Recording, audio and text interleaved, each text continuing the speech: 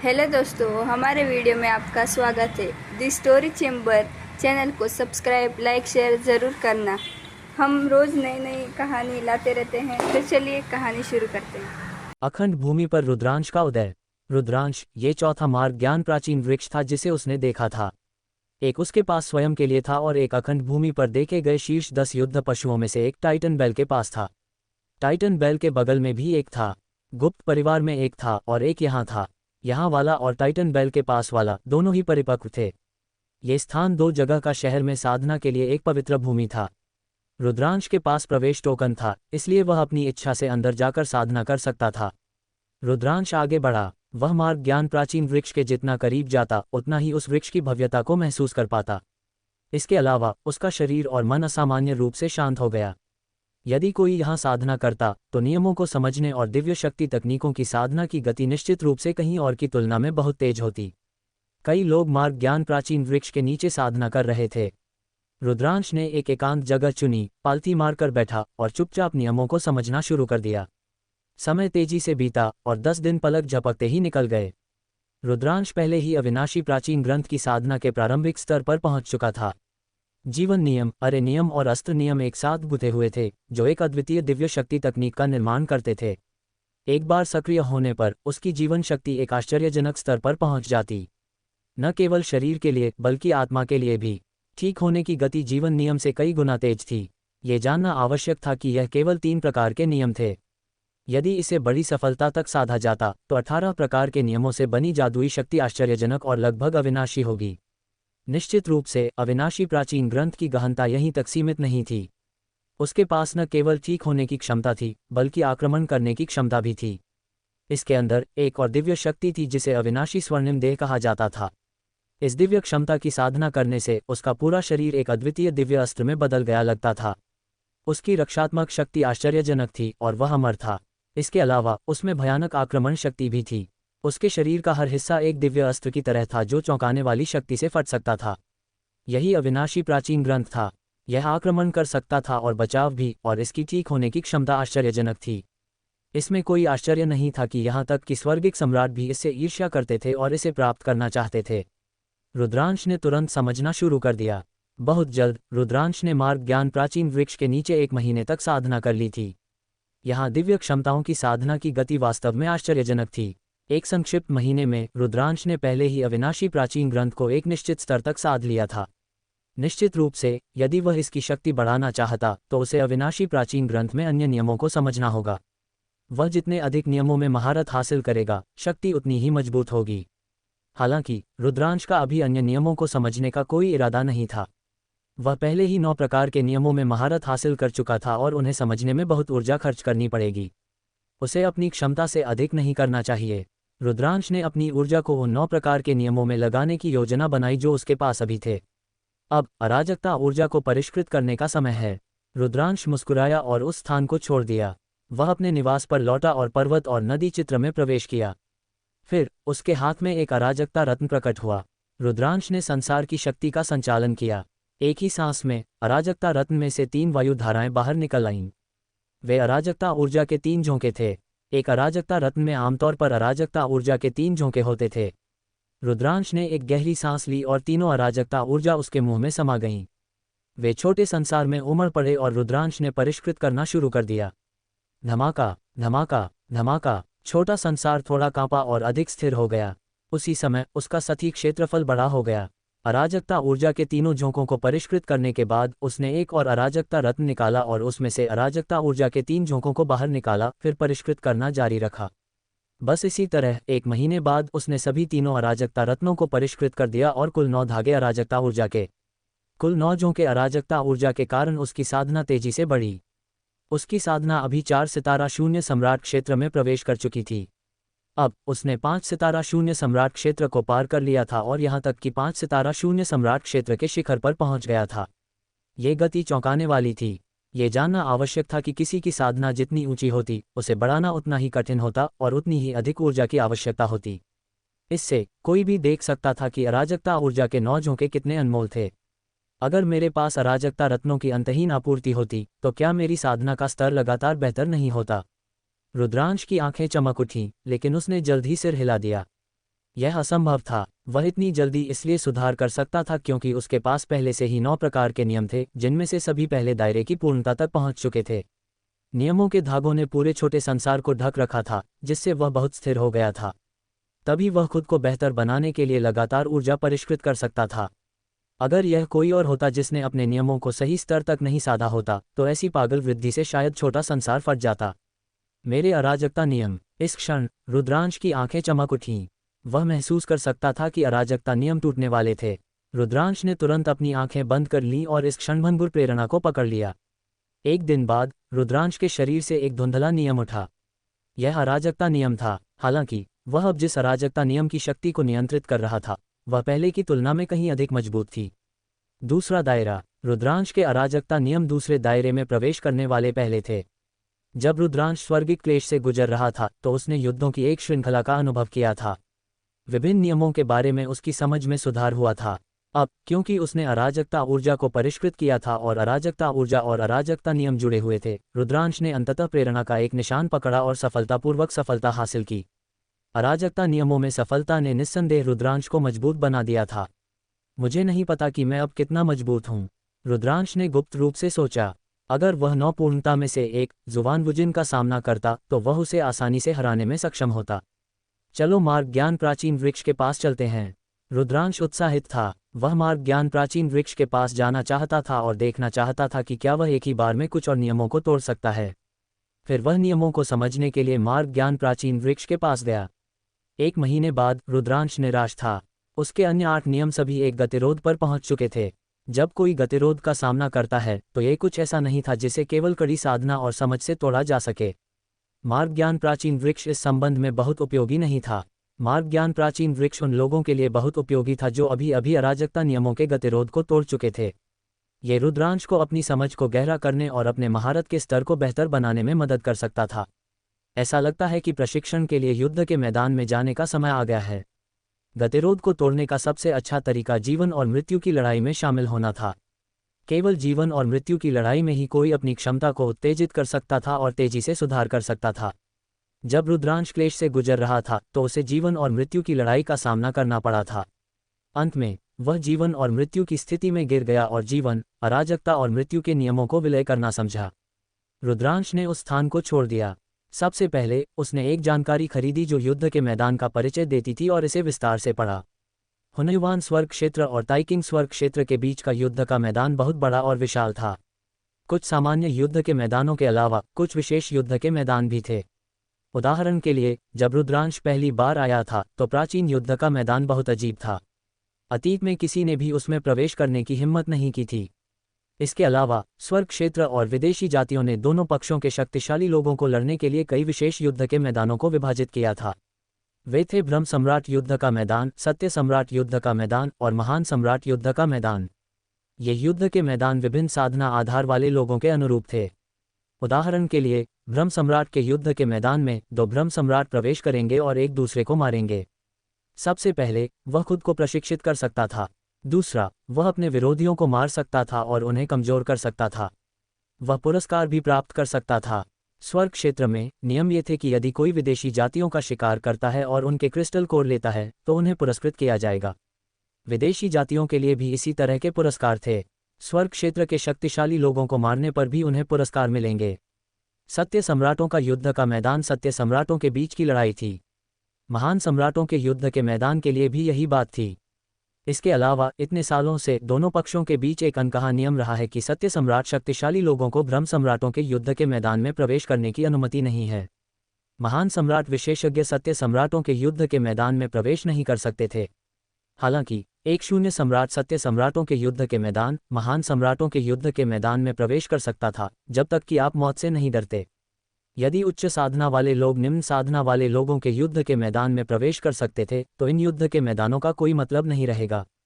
अगर आप निम्न साधना वाले लोगों को मारने के लिए निम्न साधना वाले लोगों के युद्ध के मैदानों में उच्च साधना वाले लोगों को भेजते हैं, तो हम भी लोगों को भेज सकते हैं। उस स्थिति में इन युद्ध के मैदानों का अस्तित्व का कोई अर्थ नहीं रहेगा। रुद्रांश ने इसे एक बार देखने के बाद बाहर के युद्ध के मैदान के बारे में कमोबेश कुछ समझ हासिल कर ली थी। फिर वह 2 जगह का शहर से बाहर निकल गया। शहर की दीवार के अपेक्षाकृत दूरस्थ हिस्से में लोग पहरा दे रहे थे। उसी समय प्रकाश का एक दरवाजा खोला गया, जिससे कोई भी दो जगह का शहर में स्वतंत्र रूप से प्रवेश कर सकता था और बाहर निकल सकता था। निश्चित रूप से यहाँ एक निर्माण था। यदि कोई विदेशी जनजाति चुपके से घुसने की कोशिश करती तो उसे तुरंत पहचान लिया जाता और जगह की रखवाली कर रहे विशेषज्ञों द्वारा मार दिया जाता। रुद्रांश प्रकाश के दरवाजे से गुजरा और दो जगह का शहर के बाहर पहुंचा। भनभनाहट। रुद्रांश ने अपनी आभा वापस ले ली और जमीन से चिपके हुए एक दिशा में भागा। पहला स्थान जहां रुद्रांश जाना चाहता था वह था भ्रम सम्राट युद्ध का मैदान। उसकी गति बहुत तेज थी, जैसे जमीन पर एक छाया बह रही हो। एक लंबी दूरी तक दौड़ने के बाद रुद्रांश आखिरकार भ्रम सम्राट युद्ध के मैदान में प्रवेश कर गया। भ्रम सम्राट युद्ध के मैदान में प्रवेश करने के बाद रुद्रांश धीमा हो गया। हालांकि यहां पहुंचने के बाद उसने अपनी आभा को छिपाया नहीं। इसके बजाय उसने अपनी आभा को पूरी तरह से प्रकट कर दिया। ये केवल भ्रम सम्राटों का युद्ध का मैदान था। सबसे मजबूत प्राणी भ्रम सम्राट था, इसलिए रुद्रांश बिल्कुल भी नहीं डरता था। अब जब वह 5 सितारा शून्य सम्राट था तो वह शून्य सम्राट क्षेत्र के भीतर किसी से भी नहीं डरता था। उसने अपनी आभा इसलिए जारी की ताकि विदेशी जातियों को उसका शिकार करने के लिए आकर्षित किया जा सके। रुद्रांश ने एक 5 सितारा भ्रम सम्राट की आभा को पूरी तरह से जारी कर दिया। फिर वह धीरे धीरे युद्ध के मैदान में चला, एक बड़ी मछली के चारा लेने का इंतजार कर रहा था। रुद्रांश थोड़ी देर चला। पास ही नहीं 5 आकृतियां एक पर्वत शिखर पर छिपी हुई थीं। ये पांचों आकृतियां स्वर्ग क्षेत्र से थीं। उन्होंने रुद्रांश को दूर से देखा। उस बच्चे को क्या हुआ है? वह वास्तव में युद्ध के मैदान में अपनी आभा जारी कर रहा है। वह तो बस मौत को न्योता दे रहा है। ये बच्चा एक उग्र प्रकृति का होना चाहिए। ये निश्चित रूप से युद्ध के मैदान पर उसका पहली बार होगा। वह सोचता है कि वह अद्भुत है क्योंकि उसके पास एक 5 सितारा शून्य सम्राट की साधना है। मुझे नहीं पता कि इस युद्ध के मैदान में कितने लोग उसे मार सकते हैं। उनमें से कुछ ने उपहास किया, नहीं, हम दोनों स्वर्ग क्षेत्र से हैं, हम उसे मरने के लिए नहीं छोड़ सकते। मुझे लगता है कि उसके पास कोई अनुभव नहीं है। ये युद्ध के मैदान पर उसका पहली बार है। चलो चलते हैं और उसे याद दिलाते हैं, एक मध्यम आयु वर्ग के व्यक्ति ने कहा। उसका एक चौकोर चेहरा था और वह बहुत धर्मी दिखता था। ये कहने के बाद वह बाहर उड़ गया और बाकी लोग उसके पीछे हो लिए। जब रुद्रांश ने हलचल सुनी तो अपनी भौहें उठाईं। उसने समूह की ओर देखा और निराश हुआ। ये स्वर्ग क्षेत्र से कोई निकला। उसने सोचा था कि वे एक अलग जाति से थे। छोटे भाई, ये निश्चित रूप से भ्रम सम्राट के युद्ध के मैदान में तुम्हारा पहली बार होगा, चौकोर चेहरे वाले व्यक्ति ने कहा। हाँ, मैं हूँ, रुद्रांश ने सिर हिलाया। छोटे भाई, इस तरह अपनी आभा जारी करना तुम्हारे लिए बहुत खतरनाक है। ये खुद को दुश्मन के सामने उजागर करने के बराबर है। जल्द ही विदेशी जातियों के कई शक्तिशाली योद्धा यहाँ आकर्षित होंगे। अपनी आभा को रोको, घात लगाने के लिए एक जगह ढूंढो या गुप्त रूप से कार्य करो, तभी तुम विदेशी जातियों को मार सकते हो। चौकोर चेहरे वाले व्यक्ति ने विनम्रतापूर्वक सलाह दी। धन्यवाद बड़े भाई, मैं जानता हूँ कि क्या करना है। रुद्रांश मुस्कुराया और चला गया। हालांकि उसने अभी भी अपनी आभा को नहीं छिपाया। वह बहुत जिद्दी है। वह वास्तव में मौत की तलाश कर रहा है। मुझे लगता है कि वह किसी बड़े परिवार का शिष्य है। वह सोचता है कि वह दूसरों को नीचा दिखा सकता है क्योंकि उसके पास कुछ शक्ति है। तुम्हें पता होना चाहिए कि कुछ चरम शून्य सम्राट लंबे समय तक जीवित रहे हैं और उनकी युद्ध शक्ति एक साधारण सत्य सम्राट के बराबर है। भले ही वह एक प्रतिभाशाली हो, फिर भी वह मर जाएगा। अन्य लोगों ने नाखुश होकर कहा, कौन परवाह करता है, हमने उसे पहले ही चेतावनी दे दी है। वह बस बहुत अहंकारी है। वह मरने लायक है। चलो चलते हैं। एक दुबला पतला बूढ़ा व्यक्ति सबसे अधिक नाखुश था और उसने उपहास किया। वे उस पर्वत शिखर पर लौट आए जहां उन्होंने घात लगाई थी। हालांकि चौकोर चेहरे वाला व्यक्ति अभी भी भौहें चढ़ाए हुए था, जैसे कि वह ऐसा नहीं कर सकता था। थोड़ी देर बाद चौकोर चेहरे वाले व्यक्ति ने कहा, नहीं, उस युवक ने इतनी कम उम्र में एक 5 सितारा शून्य सम्राट का स्तर हासिल कर लिया है। वह निश्चित रूप से एक शीर्ष प्रतिभाशाली विशेषज्ञ है। जब वह भविष्य में बड़ा होगा तो हमारे स्वर्ग क्षेत्र में एक और शीर्ष विशेषज्ञ हो सकता है। अगर वह बस ऐसे ही मर जाए तो यह एक बड़ा नुकसान होगा। मैंने उसे मनाने और फिर से चेतावनी देने का फैसला किया है। तुम अभी भी जा रहे हो। उस तरह का व्यक्ति, अगर हम उसे पीड़ित नहीं करेंगे तो वह नहीं जागेगा। वह अभी भी सोचेगा कि वह दुनिया में सबसे अच्छा है। दुबले पतले बूढ़े व्यक्ति ने कहा, भले ही ऐसा हो, हम सभी स्वर्ग क्षेत्र से हैं, इसलिए मुझे तुम्हें याद दिलाना होगा। चलो चलते हैं। चौकोर चेहरे वाले व्यक्ति के बोलने के बाद वह उस दिशा में उड़ गया जहां से रुद्रांश गया था। चौकोर चेहरे वाला व्यक्ति स्पष्ट रूप से काफी प्रतिष्ठित था। हालांकि दूसरे अनिच्छुक थे, फिर भी वे उसके पीछे हो लिए। रुद्रांश ने अपनी आभा को बिल्कुल भी नहीं छिपाया और आगे बढ़ता रहा। पहले हालांकि चौकोर चेहरे वाले व्यक्ति और बाकी लोगों के इरादे अच्छे थे, लेकिन वे रुद्रांश की युद्ध शक्ति को बिल्कुल भी नहीं समझते थे। अभी तक विदेशी जातियों को क्यों आकर्षित नहीं किया गया है? रुद्रांश बड़बड़ाया। अचानक उसकी आंखें चमक उठीं। उसने अपने सामने एक बड़ा पर्वत शिखर देखा। ये पर्वत शिखर विचित्र चट्टानों और ऊबड़ खाबड़ इलाके से भरे हुए थे और प्राचीन पेड़ आकाश में ऊंचे थे। वे घात लगाने के लिए सबसे उपयुक्त थे। शायद यहाँ कोई विदेशी जाति छिपी हुई थी। रुद्रांश पर्वत शिखरों की ओर बढ़ा। रुद्रांश का अनुमान सही था। इस पहाड़ में वास्तव में विदेशी जातियों के शक्तिशाली लोग घात लगाए बैठे थे। इसके अलावा विदेशी जातियों ने पहले ही रुद्रांश की खोज कर ली थी। हे, ये स्वर्ग क्षेत्र से कोई है।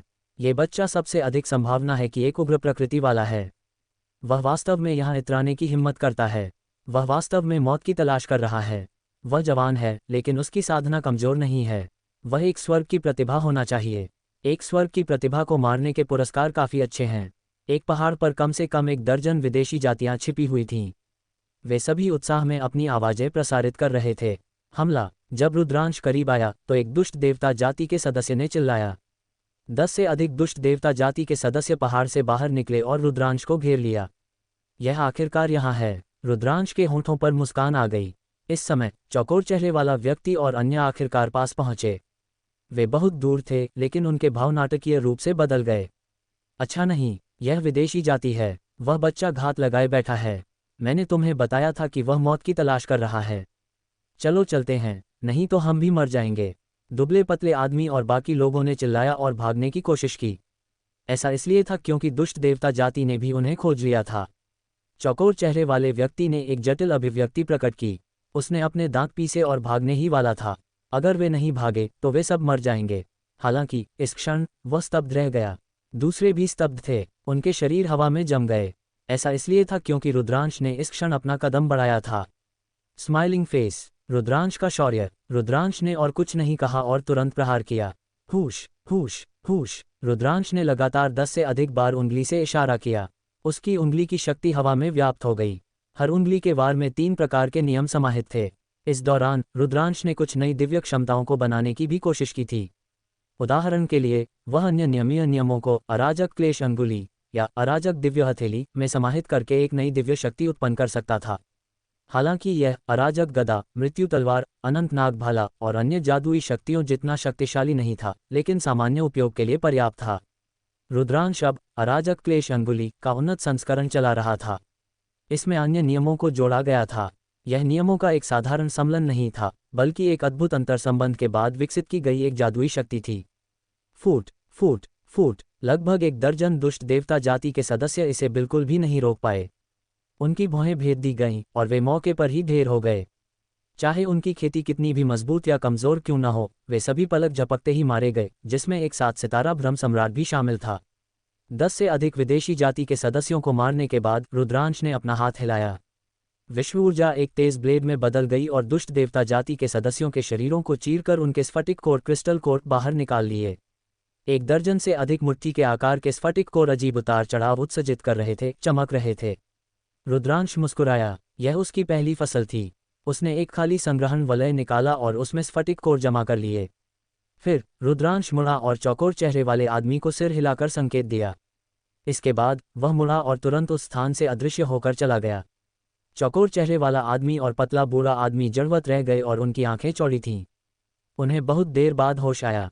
क्या भयानक ताकत है! 5 सितारा भ्रम सम्राट के 5वें स्तर की खेती के साथ उसने 1 दर्जन से अधिक दुष्ट देवता जाति के लोगों को एक पल में मार डाला। उनमें से एक तो 7 सितारा भ्रम सम्राट था, और ऐसा लगता है कि उसने बिल्कुल भी प्रयास नहीं किया। वे सभी पलक झपकते ही मारे गए। ये व्यक्ति निश्चित रूप से एक दुर्लभ स्वर्गिक प्रिय है। उसका युद्ध कौशल चौंका देने वाला है। कुछ देर पहले रुद्रांश का मजाक उड़ाने वाले कुछ लोग अब विस्मय में थे। ऐसा लगता है कि हम बहुत आत्मसंतुष्ट थे और सोचा कि वह एक सिरफिरा है। उसके पास ऐसी ताकत नहीं है। उसने जानबूझकर अपनी आभा जारी की ताकि परग्रही जातियों को उसे मारने के लिए आकर्षित कर सके। हमारी प्रतिभा ने हमारी कल्पना को सीमित कर दिया है। चौकोर चेहरे वाले आदमी ने आह भरी। पतले बूढ़े आदमी का चेहरा शर्म से लाल हो गया। अभी अभी उसने रुद्रांश का सबसे अधिक मजाक उड़ाया था, कहा था कि रुद्रांश एक सिरफिरा है, अपनी क्षमता को ज्यादा आंक रहा है और वह मृत्यु को न्योता दे रहा है। अब उसे एहसास हुआ कि ऐसा बिल्कुल नहीं था। वह सिर्फ दूरदर्शिता में कमी और संकीर्ण सोच वाला था। चलो वापस चलते हैं और घात लगाना जारी रखते हैं। हमारे पास उस तरह की ताकत नहीं है। चौकोर चेहरे वाले आदमी ने खुद पर हंसा और फिर चला गया। रुद्रांश ने पहले की तरह अपनी आभा जारी रखा। उम्मीद के मुताबिक उसने परग्रही जातियों का ध्यान आकर्षित किया, लेकिन वे सभी उसके हाथों मारे गए। हालांकि उसके बाद रुद्रांश की प्रतिष्ठा भी इस युद्ध के मैदान में फैल गई थी। कई लोग जानते थे कि स्वर्गिक क्षेत्र से एक अद्वितीय प्रतिभाशाली आया है। उसकी युद्ध शक्ति अद्भुत है। एक पल के लिए जब परग्रही जातियों ने रुद्रांश को देखा तो वे बिल्कुल भी बाहर नहीं आए।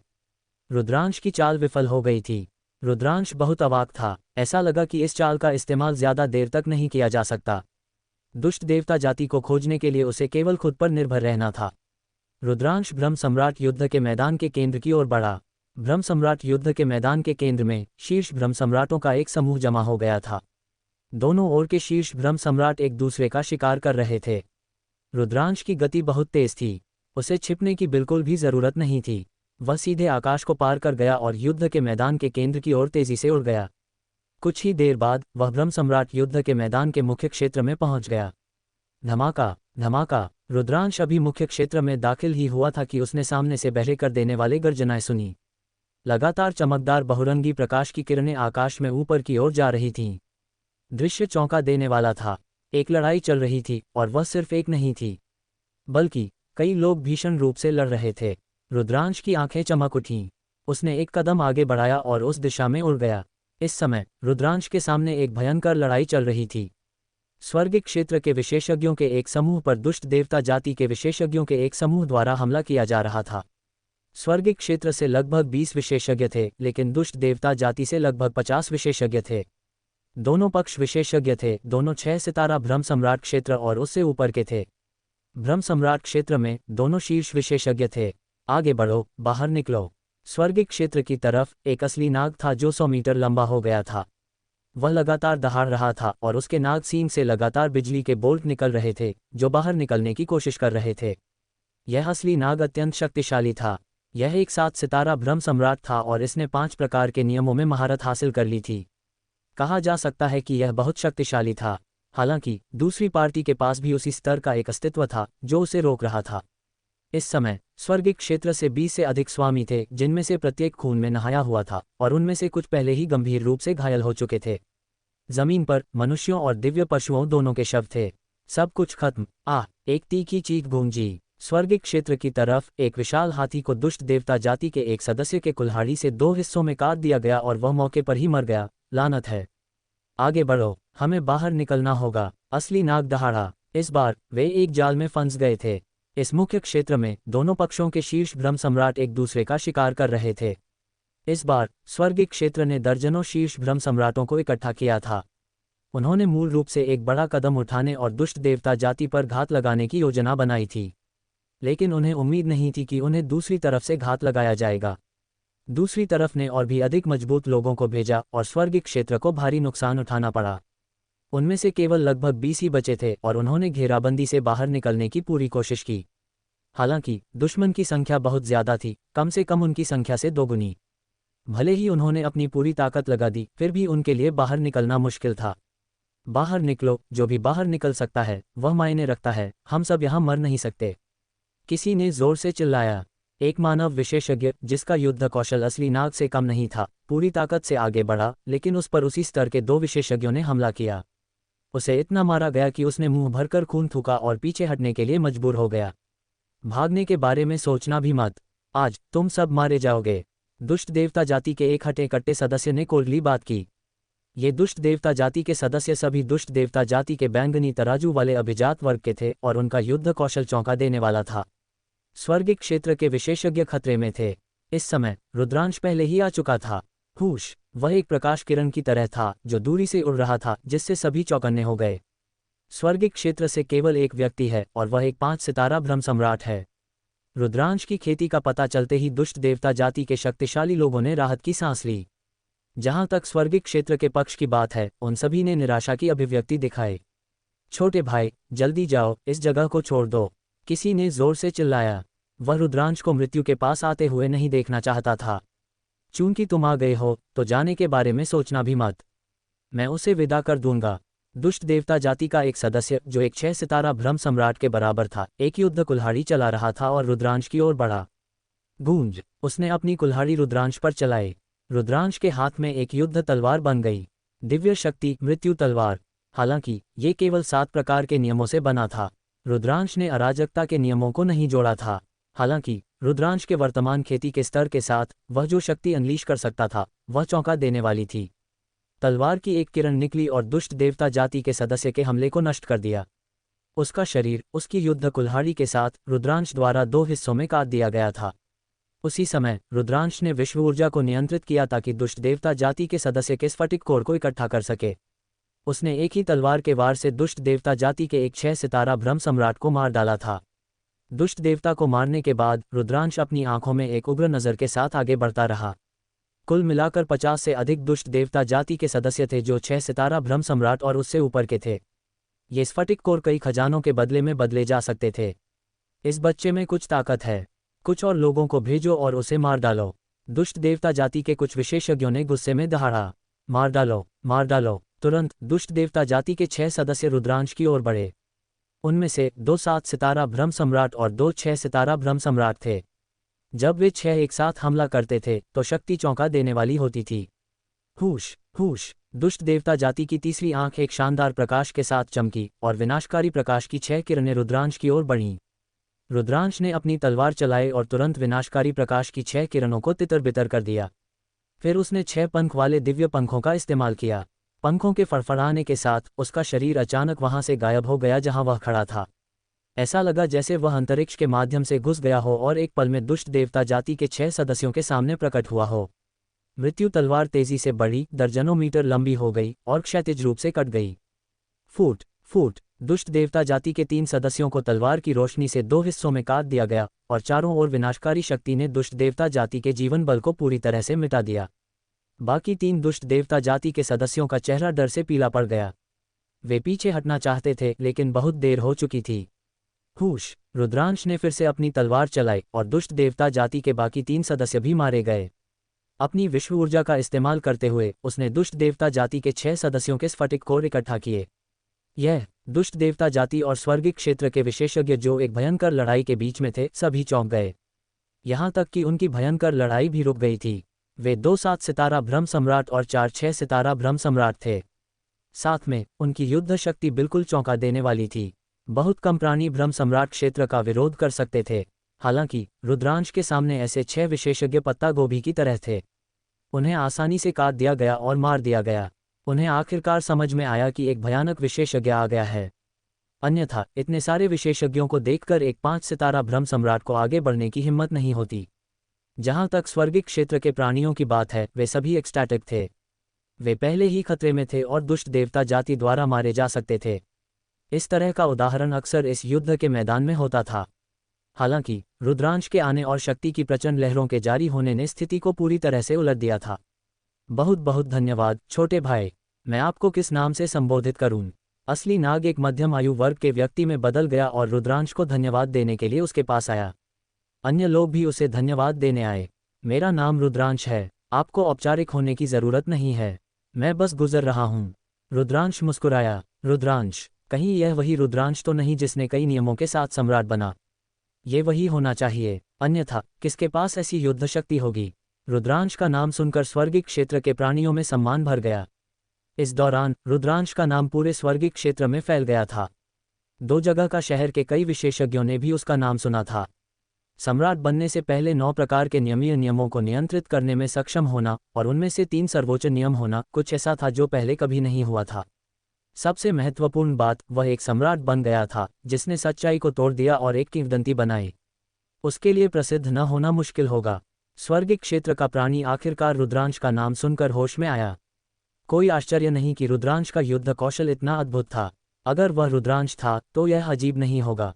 सभी को अलविदा। रुद्रांश मुस्कुराया और बिना कुछ कहे चला गया। अभी अभी रुद्रांश ने बिना किसी झिझक के दुष्ट देवता जाति के स्फटिक कोर और संग्रहण वलय ले लिए थे। इसके बाद रुद्रांश मुख्य क्षेत्र के चारों ओर घूमा और दुष्ट देवता जाति के कुछ शीर्ष ब्रह्म सम्राटों को मार डाला। इस ब्रह्म दिव्य युद्ध के मैदान पर मेरे लिए यह बहुत आसान है। यहाँ कोई प्रतिद्वंद्वी नहीं है। इस तरह इसका थोड़ा भी तपाने वाला प्रभाव नहीं होगा। रुद्रांश सोचने लगा, युद्ध के मैदान में प्रवेश करने के बाद उसके लिए सबसे महत्वपूर्ण काम खुद को तपाना और अपने अन्य नियमीय नियमों को दूसरे दायरे तक उठाने का प्रयास करना था। हालांकि ब्रह्म सम्राट के युद्ध के मैदान पर कोई भी उसका मुकाबला नहीं कर सकता था। उसने सत्य सम्राटों के युद्ध के मैदान में प्रवेश करने का फैसला किया था।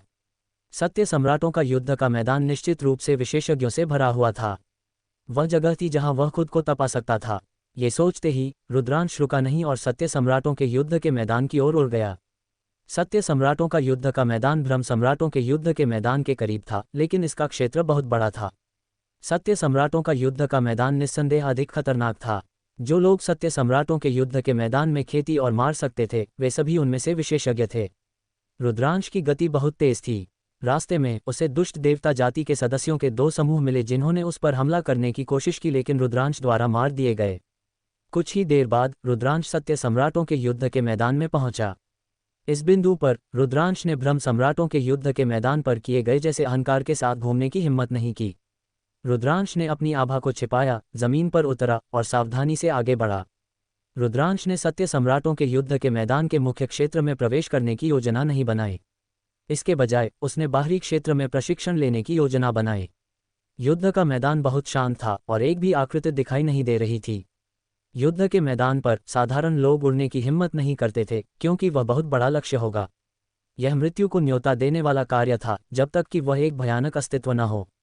रुद्रांश सावधानी से भागा। उसी समय उसने अपनी आध्यात्मिक इंद्रियों को फैलाया और अपने आसपास पर नजर रखी। धमाका! अचानक रुद्रांश के पैरों के नीचे की चट्टान खुल गई और एक विशाल पंजा उस पर झपट पड़ा। उपहार: सत्य सम्राट युद्ध का मैदान। पानी के टैंक के आकार का एक विशाल हाथ, बैंगनी शल्कों से ढका हुआ, चौंका देने वाली शक्ति के साथ रुद्रांश को पकड़ने के लिए झपटा। नाजुक क्षण में रुद्रांश ने प्रतिक्रिया दी। उसने अपना पैर जमीन पर पटका और एक हिंसक शक्ति फट पड़ी, विशाल हाथ से टकरा गई। धमाका! एक जोरदार धमाका हुआ। रुद्रांश का शरीर तोप के गोले की तरह हवा में ऊंचा उड़ गया। उसने अपने पैरों से एक तीखा दर्द महसूस किया और वह लगभग फट गए थे। क्या शक्तिशाली ताकत है! रुद्रांश मन ही मन चौंक गया। जब वह अभी अभी पंजे से टकराया तो रुद्रांश महसूस कर सकता था कि पंजे की ताकत चौंका देने वाली और उसकी अपनी ताकत से कहीं ज्यादा थी।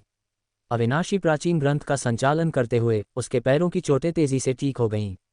धमाका! जमीन पर बजरी हर जगह उड़ गई क्योंकि दुष्ट देवता जाति का एक हट्टा कट्टा सदस्य प्रकट हुआ। दुष्ट देवता बैंगनी शल्कों से ढका हुआ था और उसका कद असामान्य रूप से हट्टा कट्टा था। वह 4 मीटर ऊंचा था और एक मोटी लोहे की छड़ पकड़े हुए रुद्रांश को ठंडी नजरों से घूर रहा था। धम्म! दुष्ट देवता जाति के सदस्य ने जोर से जमीन पर पैर पटका, जिससे जमीन पर चट्टानें फट गईं। फिर वह आसमान में ऊपर उठा, अपनी धातु की छड़ उठाई और उसे रुद्रांश की ओर दे मारा। लोहे की छड़ तेजी से बढ़ी, एक पर्वत श्रृंखला की तरह रुद्रांश पर दबाव डाल रही थी। शून्य लगातार फट रहा था, जिससे अंतहीन अंतरिक्ष तूफान उठ रहे थे। रुद्रांश की पुतलियां तेजी से सिकुड़ गईं। इस क्षण रुद्रांश ने बिल्कुल भी पीछे नहीं हटे। उसने अपनी साधना को चरम तक बढ़ा दिया। उसके हाथ में एक लंबा भाला दिखाई दिया। ये दिव्य शक्ति अनंतनाग भाला था। इसमें 9 नियमीय नियम समाहित थे। विश्व ऊर्जा उन्माद में अनंतनाग भाला में उमड़ पड़ी। रुद्रांश ने भी अपना भाला चलाया, इसे एक चौंका देने वाली भाला चमक में बदल दिया जो लोहे की छड़ से टकराए। धमाका! शून्य पानी की तरह लहराया और फिर लगातार फटता रहा, जो हजारों मील तक फैल गया। फिर एक आकृति हवा में उछाल दी गई। ये रुद्रांश था। इस क्षण रुद्रांश की बांह दरारों से ढकी हुई थी, जो अत्यंत क्रूर लग रही थी। ये परस्पर विरोधी नियमों के कारण था।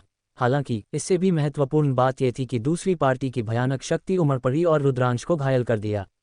भले ही रुद्रांश ने अपनी पूरी ताकत का इस्तेमाल किया था और 9 प्रकार के नियमों से बनी दिव्य क्षमता का प्रदर्शन किया था, फिर भी वह दूसरी पार्टी का मुकाबला नहीं कर सका। उसे हवा में उछाल दिया गया और दूसरी पार्टी द्वारा घायल कर दिया गया। ये जानना आवश्यक था कि जब रुद्रांश ने हमला किया तो उसने पहले ही अविनाशी स्वर्णिम देह को सक्रिय कर दिया था। उसके पूरे शरीर की रक्षात्मक शक्ति चौंका देने वाली थी, लेकिन वह फिर भी घायल हो गया था। ये स्पष्ट था कि दूसरी पार्टी का कौशल कितना शक्तिशाली था। वह शक्ति जिसकी दुष्ट देवता जाति साधना करती है, वह बहुत अजीब है। यह कोई नियम नहीं है, लेकिन इसकी आक्रामक शक्ति अत्यंत चौंका देने वाली है। यह नियमों को भी तोड़ सकती है। रुद्रांश ने माथे पर बल डाला। उसने महसूस किया कि दुष्ट देवता जाति की साधना प्राचीन साधना प्रणाली के समान थी। उदाहरण के लिए, आदिम राक्षसी मार्ग और आदिम राक्षसी मार्ग द्वारा साधी गई शक्ति अत्यंत शुद्ध थी और इसकी शक्ति भयानक थी। एक ब्रह्म दिव्य ने वास्तव में मेरे एक वार को रोकने में कामयाबी हासिल की और मरा नहीं। दुष्ट देवता जाति के सदस्य की आंखें सदमे और अविश्वास से भरी थीं। ये व्यक्ति निश्चित रूप से स्वर्गिक क्षेत्र से एक अद्वितीय स्वर्गिक प्रिय होना चाहिए। इसे मारना होगा। फिर वह उत्साहित हो गया और उससे एक क्रूर मारने का इरादा निकला। उसने हवा में एक कदम बढ़ाया और फिर से रुद्रांश की ओर बढ़ा। मारो! रुद्रांश पीछे नहीं हटा और दूसरी पार्टी की ओर बढ़ा। हालांकि दूसरी पार्टी का युद्ध कौशल उससे ज्यादा मजबूत था, लेकिन यह इतना हास्यास्पद नहीं था कि वह उसे एक वार में नहीं मार सकता था। रुद्रांश डरता नहीं था जब तक कि वह उसे एक वार में नहीं मार सकता था। उसके पास अविनाशी प्राचीन ग्रंथ था। उसने अविनाशी प्राचीन ग्रंथ का संचालन किया और जो चोटें उसे अभी अभी लगी थीं, वे पहले ही ठीक हो चुकी थीं। रुद्रांश अभी भी अपनी चरम स्थिति में था। रुद्रांश ने 9 प्रकार के नियमों, अपनी शारीरिक शक्ति और विश्व ऊर्जा को चरम तक संचालित किया। उसने अनंत नाग भाला लहराया और अपने प्रतिद्वंद्वी से लड़ा। धमाका धमाका! लगातार 2 वार के बाद रुद्रांश को फिर से हवा में उछाल दिया गया। उसके शरीर की हड्डियों ने एक टूटने की आवाज़ निकाली और उसके मुंह से खून बह गया। हालांकि उसकी चोटें एक चौंका देने वाली गति से ठीक हो रही थीं। सिर्फ एक सांस के समय में वह अपनी आधी से अधिक चोटों से उबर चुका था। यह अविनाशी प्राचीन ग्रंथ का भयानक पहलू था। इसका ठीक होने का प्रभाव किसी एक जीवन नियम से तुलना करने योग्य नहीं था। फिर से रुद्रांश की आंखें उत्साह से भरी थीं। दबाव! उसने आखिरकार दबाव महसूस किया। ब्रह्म सम्राट के युद्ध के मैदान पर ऐसी चीज का होना असंभव था। सत्य सम्राट का युद्ध का मैदान वास्तव में असाधारण था। जैसे ही उसने प्रवेश किया, उसका सामना ऐसे भयानक प्रतिद्वंद्वी से हुआ। हालांकि ये रुद्रांश के लिए लड़ाई में अपना सर्वश्रेष्ठ प्रदर्शन करने के लिए सबसे अच्छा प्रशिक्षण लक्ष्य भी था। रुद्रांश ने लंबा भला पकड़ा और दूसरी पार्टी की ओर भागा। वे दोनों लड़ते रहे। हमले की शक्ति के मामले में रुद्रांश उसका मुकाबला नहीं कर सका। हर बार जब उसे हवा में उछाल दिया जाता और दूसरी पार्टी द्वारा घायल कर दिया जाता, तो वह एक अलार्मिंग गति से तेजी से ठीक हो जाता। राक्षस! ये राक्षस! दुष्ट देवता जाति के सदस्यों ने दहाड़ा और उनकी आंखें डर से भरी थीं। मारो! रुद्रांश ने एक लंबी चीख निकाली। उसकी आभा एक इंद्रधनुष की तरह थी, क्योंकि वह लगातार अपने प्रतिद्वंद्वी पर हमला कर रहा था, जैसे कि वह मौत से नहीं डरता था। हालांकि इस क्षण रुद्रांश के बाल खड़े हो गए। उसने एक घातक खतरा महसूस किया। धड़ाम! जमीन फट गई और एक आकृति एक चौंका देने वाली गति से रुद्रांश की ओर बढ़ी। उसी समय कुछ काली रोशनी रुद्रांश के सिर पर और भी भयानक गति से झपट पड़ी। वे तेज ब्लेड थे जो अंतरिक्ष को आसानी से काट सकते थे। खतरा! अत्यधिक खतरा! रुद्रांश के दिमाग में एक विचार कौंधा। नाजुक क्षण में उसने अनंत नाग भाला लहराया और 2 तेज ब्लेडों को रोक दिया। जीज! तेज ब्लेड अनंत नाग भाला से टकराया और एक कान फाड़ने वाली आवाज निकाली। अनंत नाग भाला पूरी तरह से विश्व ऊर्जा और 9 प्रकार के नियमों से बना था। हालांकि इस क्षण नियम हिल गए और तेज ब्लेड से काट दिए गए, जिससे अनंत नाग भाला लगभग 2 हिस्सों में कट गया। सौभाग्य से 2 ब्लेडों को रोक दिया गया था। हालांकि अभी भी एक तीसरा था। हाँ, एक तीसरा ब्लेड था जो रुद्रांश की गर्दन पर लक्षित था। रुद्रांश चौंक गया। उसने 6 पंख वाले दिव्य पंखों का इस्तेमाल किया और तेजी से पीछे हट गया। फूट! खून चारों दिशाओं में फैल गया। हालांकि रुद्रांश ने अपने महत्वपूर्ण अंगों पर वार से बचने में कामयाबी हासिल की थी, फिर भी उसकी छाती तेज ब्लेड से कट गई थी। एक गहरा घाव दिखाई दिया और खून बहने लगा। उसका शरीर लगभग 2 हिस्सों में कट गया था। रुद्रांश ने अविनाशी प्राचीन ग्रंथ का संचालन किया। घाव तेजी से सिकुड़ गया और खुद ही सील हो गया, तेजी से ठीक हो रहा था। इस क्षण रुद्रांश ने आखिरकार दुष्ट देवता जाति को देखा जिसने उस पर हमला किया था। दुष्ट देवता जाति के इस सदस्य का स्वरूप अत्यंत अजीब था। वह उस दुष्ट देवता जाति से बहुत अलग था जिसे रुद्रांश ने अतीत में देखा था। हालांकि दुष्ट देवता जनजाति का ये सदस्य बैंगनी शल्कों से ढका हुआ था। वह अत्यंत छोटा था और केवल 1 मीटर ऊंचा था। हालांकि उसके बारे में सबसे अजीब बात यह थी कि उसके वास्तव में 4 हाथ थे। उसके 4 हाथ थे, जिनमें से प्रत्येक में एक तेज ब्लेड था। दुष्ट देवता जनजाति के इस सदस्य के माथे पर एक तीसरी आंख भी थी। ये किस तरह की दुष्ट देवता जनजाति है? रुद्रांश का दिल धड़क गया। अतीत में उसने कभी ऐसी दुष्ट देवता जनजाति के सदस्य को नहीं देखा था। एक ब्रह्म दिव्य से निपटना वास्तव में इतना मुश्किल है। वह निश्चित रूप से एक दुर्लभ स्वर्गिक प्रिय है। उसे मारना होगा, मारना होगा। पतले और छोटे दुष्ट देवता जाति के सदस्य की आंखों में एक क्रूर नजर दिखाई दी। उसका शरीर कांप गया और वह अपने मूल स्थान से गायब हो गया। अगले ही पल रुद्रांश ने पीछे से एक भयानक खतरे की भावना महसूस की। बिना किसी दूसरे विचार के रुद्रांश ने अपने 6 पंख वाले दिव्य पंखों को सक्रिय किया। उसके पारदर्शी पंख तेजी से फड़फड़ाए और उसने हमले को चकमा दिया। हालांकि एक विशाल लोहे की छड़ रुद्रांश पर गिर पड़ी। शक्तिशाली बल इतना मजबूत था कि रुद्रांश सांस नहीं ले सका। ये दुष्ट देवता जनजाति का दूसरा सदस्य था जिसने हमला किया था। उसने रुद्रांश के पीछे हटने के रास्ते पर निशाना साधा और एक वार किया। रुद्रांश 2 दुष्ट देवता जाति के सदस्यों से घिरा हुआ था और समय पर चकमा नहीं दे सका। नाजुक क्षण में रुद्रांश ने अपना अनंत नाग भाला लहराया और अपने सामने रोक दिया। धमाका! रुद्रांश की बांह टूट गई और उसकी हड्डियां टूट गईं।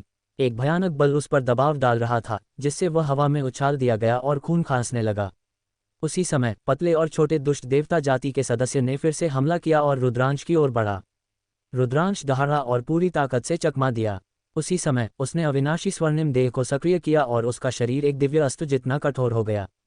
हालांकि दूसरी पार्टी के तेज ब्लेड ने रुद्रांश के शरीर पर वार किया और अविनाशी स्वर्णिम देह फिर भी टूट गया। कुछ गहरे घाव दिखाई दिए और हड्डी के कवच को छू गए। अगर उसके पास अविनाशी स्वर्णिम देह नहीं होता तो उसका शरीर 2 हिस्सों में कट गया होता।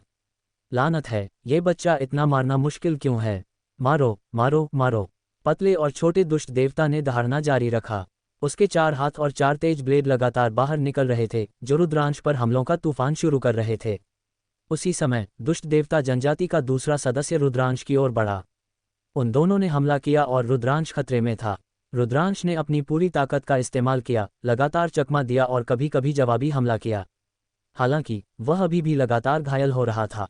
कुछ समय ऐसा भी आया जब उसका सिर लगभग काट दिया गया था। सौभाग्य से उसके पास अविनाशी प्राचीन ग्रंथ था, जिसने उसकी चोटों को तेजी से ठीक होने दिया। अगर यह कोई और होता तो वे बहुत पहले ही मर गए होते। हालांकि वह इस तरह जारी नहीं रख सकता था। वह अभी भी दूसरी पार्टी का मुकाबला नहीं कर सका और बहुत पहले ही उसके द्वारा मार दिया गया होता। विरोधियों में से एक शक्तिशाली था, जबकि दूसरा चौंका देने वाला तेज था। दोनों रुद्रांश से ज्यादा शक्तिशाली थे। रुद्रांश ने विचार करना शुरू कर दिया कि क्या उसे गिरा हुआ तारा धनुष का उपयोग करना चाहिए। ठीक इसी क्षण पास ही नहीं इंद्रधनुषी प्रकाश की एक लकीर तेजी से गुजरी। उसकी गति अत्यंत चौंका देने वाली थी। मानव! रुद्रांश की आंखें चमक उठीं। रुद्रांश ने देखा कि यह एक सफेद बालों वाला बूढ़ा आदमी था, जो सीधे उनके युद्ध के मैदान की ओर बढ़ रहा था। हुश! दूरी से बूढ़े आदमी ने उस पतले और छोटे दुष्ट देवता जाति के सदस्य की ओर एक तलवार की रोशनी चलाई। पतले और छोटे दुष्ट देवता जाति के सदस्य ने अपनी 4 तेज ब्लेडों को रोकने के लिए चलाया, जो तलवार की रोशनी से टकरा गईं। कुछ विस्फोटों के साथ छोटे दुष्ट देवता जाति के सदस्य का शरीर हिंसक रूप से कांप गया और हवा में उछाल दिया गया। इस क्षण सफेद बालों वाला बूढ़ा आदमी पहले ही आ चुका था। उसने अपने हाथ में एक लंबी तलवार पकड़ी थी और एक बर्फीली ठंडी तलवार की रोशनी फट पड़ी, जो पतले और छोटे दुष्ट देवता जाति के सदस्य पर बरस रही थी। इस बूढ़े आदमी की ताकत चौंका देने वाली थी और यह छोटे दुष्ट देवता जाति के सदस्य से भी ऊपर थी। तुरंत छोटा दुष्ट देवता जाति का सदस्य जवाबी हमला करने में असमर्थ था और केवल बचाव कर सकता था। केवल हट्टा कट्टा दुष्ट देवता बचा था। रुद्रांश का दबाव बहुत कम हो गया था। गूंज! रुद्रांश ने अपना अनंत नाग भाला लहराया और हटे कट्टे दुष्ट देवता की ओर बढ़ा। हालांकि वह हटे कट्टे दुष्ट देवता जनजाति का मुकाबला नहीं कर सका, रुद्रांश ने अपनी खुद की रक्षा की बिल्कुल भी परवाह नहीं की और एक उन्मादी हमला शुरू कर दिया। भले ही दूसरी पार्टी का हमला रुद्रांश पर हुआ, जब तक कि वह एक पल में मारने वाला नहीं था, रुद्रांश डरता नहीं था। उन दोनों के बीच भीषण लड़ाई की शुरुआत में रुद्रांश अभी भी नुकसान में था। हालांकि जैसे जैसे समय बीतता गया, उसने पासा पलटना शुरू कर दिया। उसने रक्षा की परवाह नहीं की। भले ही वह घायल हो गया, वह तेजी से ठीक हो सकता था। हालांकि दूसरी पार्टी ऐसा नहीं कर सकी। उसे रक्षा के लिए अपना ध्यान हटाना पड़ा। एक लंबी लड़ाई के बाद उसकी ऊर्जा की खपत बहुत भारी थी। धीरे धीरे रुद्रांश ने वास्तव में ऊपरी हाथ हासिल कर लिया और इसके बजाय दबा दिया गया। जारी रखो, जारी रखो! रुद्रांश की आंखें अत्यंत चमकदार हो गईं। जीवन और मृत्यु की लड़ाई में किसी की क्षमता को सबसे अधिक उत्तेजित किया जा सकता है और नियमीय नियमों की समझ सबसे गहरी होती है। इस क्षण रुद्रांश को लगा कि अरे नियम और मृत्यु नियम के बारे में उसकी समझ एक सीमा तक पहुंच गई है। वह सफलता के लिए खिड़की को छूने ही वाला था। वह इतना करीब था। जब तक वह कागज की खिड़की को तोड़ सकता था, रुद्रांश सफलता हासिल करने में सक्षम होगा। इस समय एक चीख सुनाई दी। वह छोटा दुष्ट देवता जाति का सदस्य सफेद बालों वाले बूढ़े आदमी का मुकाबला नहीं कर सका और एक तलवार से उसके द्वारा मार दिया गया। पतला दुष्ट देवता मारा गया और मांसपेशियों वाला दुष्ट देवता सदमे में था। वह भ्रम की स्थिति में था क्योंकि उसे रुद्रांश के भाले से वार किया गया था और उसके शरीर पर एक छेद दिखाई दिया। दुष्ट देवता जाति के सदस्य ने अपनी चोटों की परवाह नहीं की और भागने के लिए मुड़ गया। वह जानता था कि वह उनका मुकाबला नहीं कर सकता। अगर वह नहीं भागा तो वह मर जाएगा। वह सफेद बालों वाले बूढ़े आदमी की दूसरी दिशा में भागा। वह एक अद्भुत गति से भाग रहा था। तुम जाना चाहते हो? रुद्रांश की आंखें ठंडी हो गईं। गिरा हुआ तारा धनुष दिखाई दिया। उसने धनुष की तार खींची और एक 9 रंग का तीर उड़ गया। रुद्रांश के वर्तमान खेती के साथ गिरा हुआ तारा धनुष की शक्ति और भी चौंका देने वाली थी। तीर हवा में उड़ गया। मांसपेशियों वाला दुष्ट देवता जाति का सदस्य इसे रोकना चाहता था, लेकिन वह बुरी तरह घायल हो गया था और इसे बिल्कुल भी नहीं रोक सका। उसके सिर में गोली मार दी गई थी और उसका दिमाग तरबूज की तरह फट गया था। दुष्ट देवता जाति के 2 सदस्य गिर गए थे। हा, अद्भुत, अद्भुत, वास्तव में अद्भुत। सफ़ेद बालों वाले बुजुर्ग हंसे और आश्चर्य से रुद्रांश को देखा। रुद्रांश का खेती का स्तर केवल 5 सितारा भ्रम सम्राट चरण पर था, लेकिन उसका युद्ध कौशल चौंका देने वाला शक्तिशाली था, जिसने उन्हें बहुत चौंका दिया। आपकी मदद के लिए धन्यवाद वरिष्ठ। रुद्रांश ने अपने हाथों को जोड़कर उन्हें धन्यवाद दिया। हा, तुम्हें मुझे धन्यवाद देने की ज़रूरत नहीं है। तुम्हारी ताकत के साथ, भले ही मैंने कुछ नहीं किया होता, तुम ठीक होते। तुम केवल एक 5 सितारा शून्य सम्राट हो, लेकिन तुम वास्तव में 5वें चरण के सत्य सम्राट के खिलाफ लड़ने में सक्षम हो। इसने वास्तव में मुझे चौंका दिया। 5वें चरण का सत्य सम्राट। रुद्रांश की आंखों में एक पजल नजर थी। छोटे भाई, तुम नहीं जानते कि सत्य सम्राटों को कैसे रैंक किया जाता है। सफ़ेद बालों वाले बूढ़े आदमी को आश्चर्य हुआ। रुद्रांश ने सिर हिलाया। वह वास्तव में नहीं जानता था। तुम सत्य सम्राट के युद्ध कौशल को नहीं जानते और सत्य सम्राटों के युद्ध के मैदान में आने की हिम्मत करते हो। यह सफ़ेद बालों वाला बूढ़ा आदमी अवाक था। उसने जारी रखा, छोटे भाई, चलो पहले स्फटिक कोर ले लेते हैं और फिर इस जगह को छोड़ देते हैं। मुझे डर है कि अभी अभी हुई लड़ाई दूसरों को आकर्षित करेगी। ठीक है। रुद्रांश हटे कट्टे दुष्ट देवता की ओर उड़ा और उसके संग्रहण वलय और स्फटिक कोर को रख दिया। सफ़ेद बालों वाले बूढ़े आदमी ने फिर दुष्ट देवता जाति के संग्रहण वलय और स्फटिक कोर को रखा। फिर वे दोनों उस स्थान से चले गए। कुछ ही देर बाद वे एक छिपी हुई गुफा में प्रकट हुए। रास्ते में रुद्रांश को पता चला कि बूढ़े आदमी का नाम वरिष्ठ श्वेत था। रुद्रांश ने भी उसे अपना नाम बताया। हालांकि बूढ़े आदमी ने रुद्रांश का नाम कभी नहीं सुना था। ऐसा इसलिए था क्योंकि वह युद्ध के मैदान पर विदेशी जातियों को मार रहा था और बाहर नहीं गया था। वरिष्ठ श्वेत, मुझे आश्चर्य है कि सत्य सम्राट क्षेत्र का युद्ध कौशल कैसे विभाजित है। रुद्रांश ने फिर से पूछा। पहले उसने वरिष्ठ श्वेत को ये कहते हुए सुना था कि उसके पास 5वें चरण के सत्य सम्राट का युद्ध कौशल है, न कि कुछ सितारा सत्य सम्राट का। वह बहुत उत्सुक था। सत्य सम्राट क्षेत्र एक बहुत ही जटिल क्षेत्र है। खेती के मामले में यह आमतौर पर 1 से 7 सितारा होता है। हालांकि युद्ध कौशल में एक बड़ा अंतर है और वह नियमों के कारण है। सत्य सम्राट क्षेत्र में नियम किसी के युद्ध कौशल को निर्धारित करते हैं। खेती उतनी महत्वपूर्ण नहीं है। उदाहरण के लिए, एक 7 सितारा सत्य सम्राट के पास केवल 3 से 4 प्रकार के दूसरे दायरे के नियम होते हैं, जबकि एक सितारा सत्य सम्राट के पास 9 प्रकार के तीसरे दायरे के नियम होते हैं। तो आपको क्या लगता है कि कौन मजबूत है? वरिष्ठ श्वेत ने समझाया और फिर पूछा। स्वाभाविक रूप से वह जो 9 प्रकार के तीसरे स्तर के नियमों को नियंत्रित करता है, वह मजबूत है। रुद्रांश ने कहा, यह सही है। इसलिए सत्य सम्राट क्षेत्र में हालांकि खेती भी किसी के युद्ध कौशल को निर्धारित कर सकती है, यह उतनी महत्वपूर्ण नहीं है। नियमीय नियमों का युद्ध कौशल पर अधिक प्रभाव पड़ता है। हालांकि सत्य सम्राट क्षेत्र के नियमों में अंतर बहुत बड़ा है।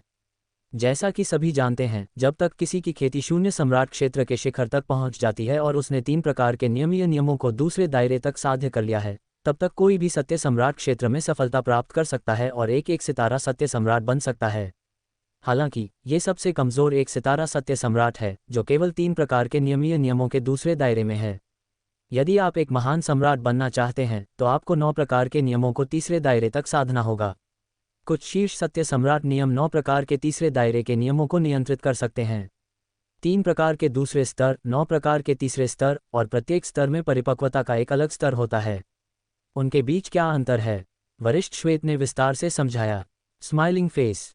टक्कर युद्ध की गहराई। रुद्रांश ने अपनी नाक छुई। वह समझ गया कि उनमें एक बड़ा अंतर था। दूसरे दायरे के 3 प्रकार, तीसरे दायरे के 9 प्रकार। यह अंतर वास्तव में चौंका देने वाला था। सबसे कमज़ोर सत्य सम्राट का 1 सितारा खेती का स्तर होता है और वह दूसरे दायरे के 3 प्रकार के नियमों को नियंत्रित कर सकता है। एक शिखर सत्य सम्राट का 7 सितारा खेती का स्तर होता है और वह तीसरे दायरे के 9 प्रकार के नियमों को नियंत्रित कर सकता है। ताकत में अंतर बहुत चौंका देने वाला है। केवल 1 सितारा, 2 सितारा और 3 सितारा पर निर्भर होकर सत्य सम्राट के युद्ध कौशल को सटीक रूप से अलग करना असंभव है। इसलिए प्राचीन काल में हमारे पूर्वजों ने सत्य सम्राट क्षेत्र का एक अधिक विस्तृत विभाजन किया, जो युद्ध कौशल का विभाजन है। युद्ध कौशल के अनुसार सत्य सम्राट क्षेत्र को 18 स्तरों में विभाजित किया गया है। यह एक 18 रैंक वाले सत्य सम्राट का युद्ध कौशल है। वरिष्ठ श्वेत ने समझाया। रुद्रांश को आखिरकार समझ में आ गया। सत्य सम्राट ने वास्तव में अपने युद्ध कौशल को 18 रैंकों में विभाजित किया है। रुद्रांश ने भावनाओं के साथ आह भरी। उदाहरण के लिए, वे लोग जो अभी अभी सत्य सम्राट क्षेत्र में सफलता प्राप्त कर चुके हैं और केवल दूसरे दायरे के 3 प्रकार के नियमों को नियंत्रित कर सकते हैं, वे सबसे कमज़ोर पहले चरण के सत्य सम्राट हैं। बेशक एक ही चरण में मजबूत और कमज़ोर लोग होते हैं। कुछ लोग सबसे मजबूत नियम को नियंत्रित कर सकते हैं, कुछ राजा मार्ग नियम को नियंत्रित कर सकते हैं और कुछ साधारण नियम को नियंत्रित कर सकते हैं। दिव्य कलाएं भी हैं जो किसी के युद्ध कौशल को प्रभावित करती हैं। इसके अलावा वे लोग जिन्होंने दूसरे स्तर के 3 प्रकार के नियमों और पहले स्तर के 1 या 2 प्रकार के नियमों में महारत हासिल कर ली है, उनके पास भी पहले चरण के सत्य सम्राट का युद्ध कौशल होगा। उसी तरह वे लोग जो दूसरे दायरे के 4 से 5 प्रकार के नियमों को नियंत्रित कर सकते हैं और 1 सितारा सत्य सम्राट की खेती का स्तर रखते हैं, उनके पास दूसरे चरण के सत्य सम्राट का युद्ध कौशल होगा। संक्षेप में, विभाजन बहुत जटिल है। मैं इसे कुछ शब्दों में नहीं समझा सकता। मैं तुम्हें एक जैद ताबीज़ दूंगा जिसमें सत्य सम्राट क्षेत्र के युद्ध कौशल का विस्तृत विभाजन है। इसे देखो। वरिष्ठ श्वेत ने एक जैद ताबीज़ निकाला और रुद्रांश को सौंप दिया। धन्यवाद वरिष्ठ श्वेत। रुद्रांश ने इसे लिया और अपनी आध्यात्मिक इंद्रियों से इसे स्कैन किया। उसने इसे ध्यान से पढ़ा। कुछ देर बाद रुद्रांश ने जैद ताबीज़ नीचे रख दिया। वह आखिरकार सत्य सम्राट क्षेत्र के युद्ध कौशल को समझ गया था।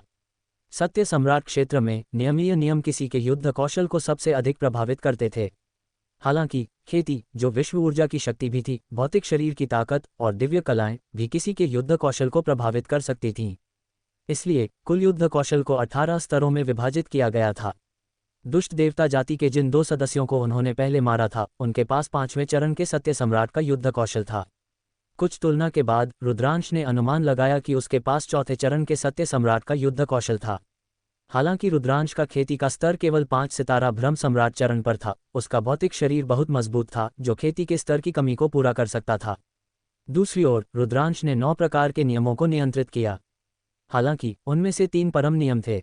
यदि उन्हें दिव्य क्षमताओं में बदल दिया जाता तो हमले की शक्ति अत्यंत चौंका देने वाली होगी। इसके अलावा उसके अराजकता नियम पहले ही दूसरे दायरे तक पहुंच चुके थे, इसीलिए उसके पास 4थे चरण के सत्य सम्राट का युद्ध कौशल था। ये पहले से ही अत्यंत चौंका देने वाला था। इतिहास में कोई 5 सितारा ब्रह्म सम्राट नहीं हुआ था जो 4थे चरण के सत्य सम्राट के युद्ध कौशल तक पहुंच गया हो। सबसे मजबूत वाला केवल पहले चरण के सत्य सम्राट के बराबर था। हालांकि रुद्रांश ने यह भी समझा कि हालांकि उसका युद्ध कौशल केवल सत्य सम्राट क्षेत्र के 4थे चरण पर था, अविनाशी प्राचीन ग्रंथ की मदद से रुद्रांश 5वें चरण के सत्य सम्राट के खिलाफ लड़ सकता था। वह अपने प्रतिद्वंद्वी को थकाकर मौत के घाट भी उतार सकता था। पिछली लड़ाई इसे साबित करने के लिए काफ़ी थी। मेरा युद्ध कौशल 7वें चरण के सत्य सम्राट क्षेत्र पर है, वरिष्ठ श्वेत ने सूचित किया। रुद्रांश ने सिर हिलाया। कोई आश्चर्य नहीं कि दूसरी पार्टी आसानी से दुष्ट देवता जाति के सदस्य को मार सकती थी जिसके पास 5वें चरण के सत्य सम्राट का युद्ध कौशल था। रुद्रांश सत्य सम्राटों के युद्ध के मैदान में केवल मजबूत ही प्रवेश करने की हिम्मत करेंगे। आमतौर पर सबसे कमज़ोर के पास 4थे चरण के सत्य सम्राट का युद्ध कौशल होगा। कमज़ोर लोग प्रवेश करने की हिम्मत नहीं करेंगे क्योंकि उन्हें आसानी से मार दिया जाएगा, वरिष्ठ श्वेत ने कहा। रुद्रांश कड़वाहट से मुस्कुराया। ऐसा लगा कि उसका युद्ध कौशल सत्य सम्राटों के युद्ध के मैदान में सबसे कमज़ोर था। हालांकि रुद्रांश चिंतित नहीं था। इसके विपरीत यह उसकी लड़ने की भावना को और भी अधिक उत्तेजित करेगा। केवल ऐसे वातावरण में ही वह तेज़ी से सफलता प्राप्त कर पाएगा। पिछली लड़ाई में रुद्रांश ने महसूस किया था कि वह जल्द ही मृत्यु नियम और अरे नियम में सफलता प्राप्त करेगा। इसके अलावा रुद्रांश के पास कई तुरुप के पत्ते थे, जैसे गिरा हुआ तारा धनुष और स्वर्गिक सम्राट का भौतिक शरीर। यदि उसे एक विकृत सत्य सम्राट का सामना करना पड़ा तो उसे खुद की रक्षा करने की कोई चिंता नहीं होगी। रुद्रांश, क्यों न हम दोनों सेना में शामिल हों और दुष्ट देवता जनजाति का एक साथ शिकार करें? तुम्हारा क्या विचार है? वरिष्ठ श्वेत ने सुझाव दिया।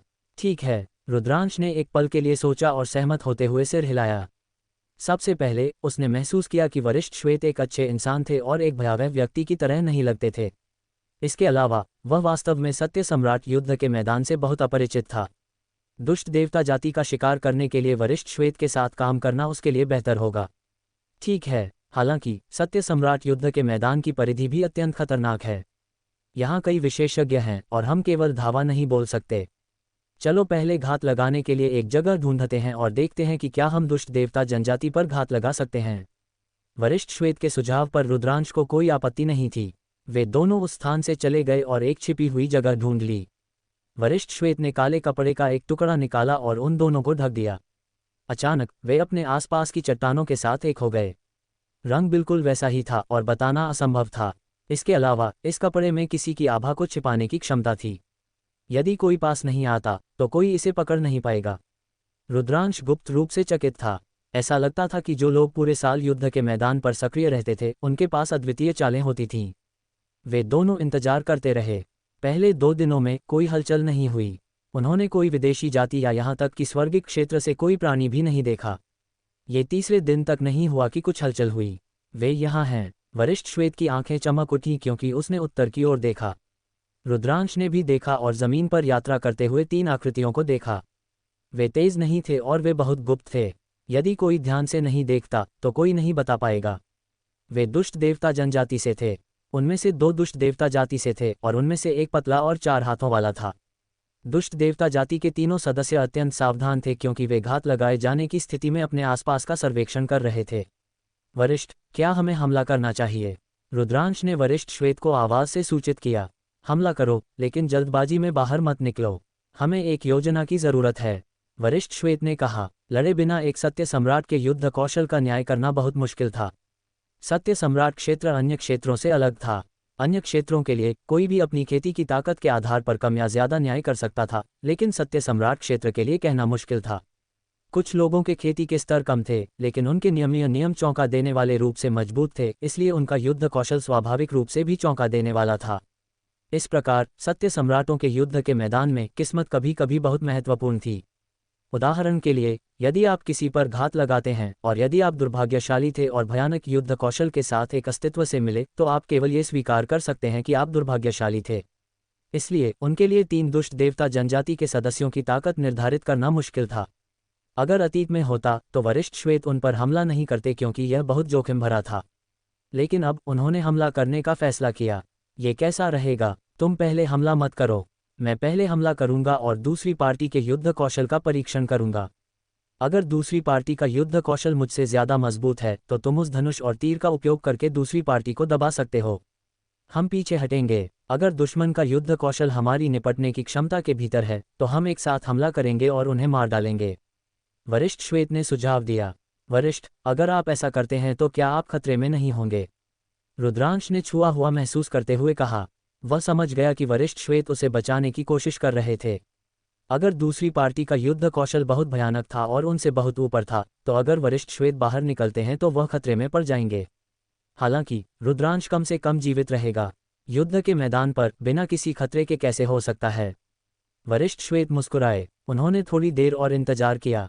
जब दुष्ट देवता जाति के 3 सदस्य काफी करीब थे तो वरिष्ठ श्वेत ने अपना कदम उठाया।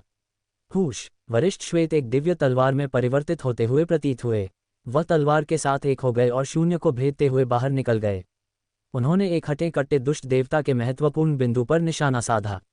घात है, मारो! दुष्ट देवता जाति के सदस्यों में से एक चिल्लाया। दुष्ट देवता जाति का वह सदस्य जिस पर वरिष्ठ श्वेत ने घात लगाया था, उसने एक युद्ध कुल्हाड़ी निकाली और वरिष्ठ श्वेत पर चलाई। हुश! हुश! नाजुक क्षण में वरिष्ठ श्वेत की तलवार ने अपनी गति बदल दी। मूल तलवार की रोशनी 8 तलवार की रोशनी में विभाजित हो गई और दूसरी पार्टी पर हमला किया। हालांकि दूसरी पार्टी ने तलवार की 6 रोशनी को रोक दिया था, उनमें से 2 अभी भी उसके शरीर पर लगीं। धड़ाम! दुष्ट देवता जनजाति का सदस्य हवा में उछाल दिया गया और उसका शरीर लगभग कुछ टुकड़ों में कट गया था। उसके शल्क चारों दिशाओं में उड़ गए और उसके शरीर पर 2 गहरे घाव दिखाई दिए जिससे खून बहने लगा। ये छठे चरण के सत्य सम्राट के बराबर है। रुद्रांश का दिल धड़क गया। उसने दुष्ट देवता जनजाति के सदस्य के युद्ध कौशल को निर्धारित किया जिसे वरिष्ठ श्वेत ने घायल कर दिया था। मर जाओ! वरिष्ठ श्वेत एक ही बार में दुष्ट देवता जाति के इस सदस्य को मारना चाहते थे। हालांकि दुष्ट देवता जाति के अन्य 2 सदस्यों ने पहले ही अपना कदम उठा लिया था और वरिष्ठ श्वेत की ओर बढ़ रहे थे। दुष्ट देवता जनजाति के 2 सदस्यों के पास चौंका देने वाला युद्ध कौशल था। वरिष्ठ श्वेत लापरवाह होने की हिम्मत नहीं कर सकते थे और केवल बचाव करना बंद कर सकते थे। उन तीनों ने कुछ वारों का आदान प्रदान किया और वरिष्ठ श्वेत को हवा में उछाल दिया गया। मारो! मारो! दुष्ट देवता जाति के 2 सदस्य वरिष्ठ श्वेत की ओर बढ़े। वरिष्ठ श्वेत ने अपनी पूरी शक्ति जारी की और उनसे लड़े। एक पल के लिए वह नुकसान में थे। एक 7वें चरण का सत्य सम्राट और एक 6ठे चरण का सत्य सम्राट। रुद्रांश ने शेष 2 दुष्ट देवता जनजाति के सदस्यों के युद्ध कौशल का अनुमान लगाया। उनमें से एक के पास वरिष्ठ श्वेत जितना ही युद्ध कौशल था। उन दोनों के एक साथ काम करने से वरिष्ठ श्वेत नुकसान में थे। हालांकि वरिष्ठ श्वेत रक्षा पर केंद्रित थे, इसलिए वह फिलहाल पराजित नहीं होंगे। इस क्षण घायल दुष्ट देवता जाति का सदस्य जोर लगाकर खड़ा हुआ। उसके चेहरे पर एक क्रूर नज़र के साथ वह वरिष्ठ श्वेत की ओर बढ़ा। एक छठे चरण का सत्य सम्राट, मैं कोशिश करना चाहूंगा। रुद्रांश ने लड़ने की भावना का एक निशान प्रकट किया और भागा। बाहर निकलने की प्रक्रिया में रुद्रांश ने अपने हाथों में एक लंबा भाला संघनित किया। 9 प्रकार के नियम अंदर एक दूसरे से गुथे हुए थे। गूंज, वह बिजली के बोल्ट में बदल गया और घायल दुष्ट देवता जनजाति के सदस्य की ओर बढ़ा। शून्य सम्राट, रुद्रांश की आभा को महसूस करते हुए दुष्ट देवता जनजाति का सदस्य एक पल के लिए चकित रह गया। फिर उसने एक क्रूर मारने का इरादा प्रकट किया और कहा, ब्रह्मदिव्य मुझ पर हमला करने की हिम्मत करता है, मारो। जैसे ही उसने बोलना समाप्त किया, उसकी तीसरी आंख से एक विनाशकारी प्रकाश फट पड़ा। विनाशकारी प्रकाश एक युद्ध तलवार में बदल गया और रुद्रांश पर चलाई गई। रुद्रांश ने अपना लंबा भाला झटका दिया और वह युद्ध तलवार से टकराया। एक टंकार के साथ युद्ध तलवार हवा में उछाल दी गई। रुद्रांश का शरीर एक पल के लिए जम गया, इससे पहले कि वह आगे बढ़ता रहा। इतना मजबूत दुष्ट देवता जाति सदमे में था। शुरुआत में उसने सोचा कि रुद्रांश केवल एक ब्रह्म सम्राट था। उसका युद्ध कौशल कितना भी मजबूत क्यों न हो, वह एक वार से समस्या को हल कर सकता था। हालांकि रुद्रांश वास्तव में एक वार से उसके हमले को हवा में उछाल सकता था। वह शब्दों से परे हैरान था। प्रतिभाशाली, वह निश्चित रूप से एक अद्वितीय प्रतिभाशाली है। उसे मार डालो। घायल दुष्ट देवता जनजाति के सदस्य की आंखें जुनून से जल उठीं। उसने एक युद्ध कुल्हाड़ी पकड़ी और रुद्रांश की ओर बढ़ा। रुद्रांश बिल्कुल भी नहीं डरा क्योंकि वह दूसरी पार्टी की ओर बढ़ा। धड़ाम, वे दोनों टकराए और युद्ध कुल्हाड़ी से एक भयानक शक्ति उमड़ पड़ी। रुद्रांश का शरीर हिंसक रूप से हिल गया और उसे हवा में उछाल दिया गया। उसकी बाहों पर घाव भरे हुए थे, लेकिन अविनाशी प्राचीन ग्रंथ के प्रभाव में वे तेजी से ठीक हो गए।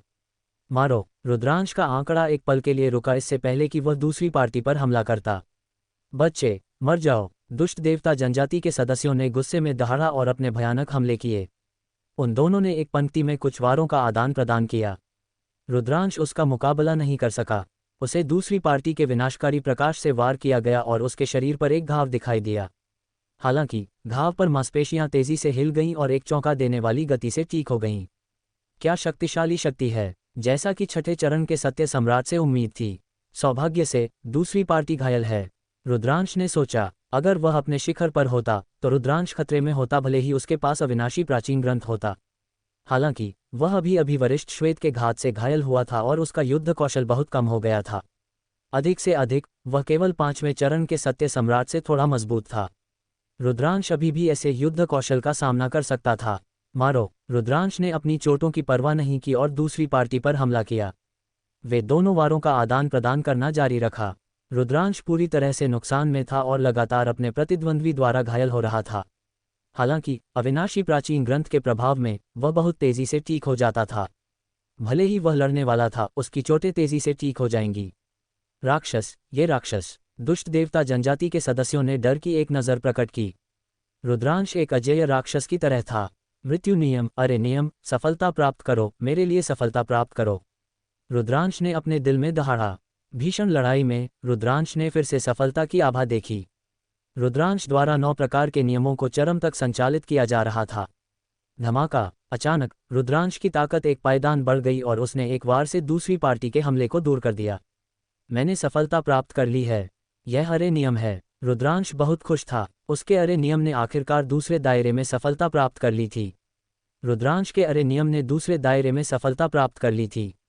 उसका युद्ध कौशल निस्संदेह कुछ अंक बढ़ गया था। गूंज, गूंज, भाला चमक की किरणें दूसरी पार्टी की ओर बढ़ गईं। उसने वास्तव में सफलता प्राप्त कर ली है। तो क्या अगर उसने सफलता प्राप्त कर ली है, वह अभी भी मरने वाला है। मारो, मारो, मारो। दुष्ट देवता जनजाति का विशेषज्ञ क्रोधित था। उसने अपनी चोटों की उपेक्षा की और हमलों का तूफान शुरू कर दिया। रुद्रांश ने दूसरी पार्टी के खिलाफ लड़ने की पूरी कोशिश की।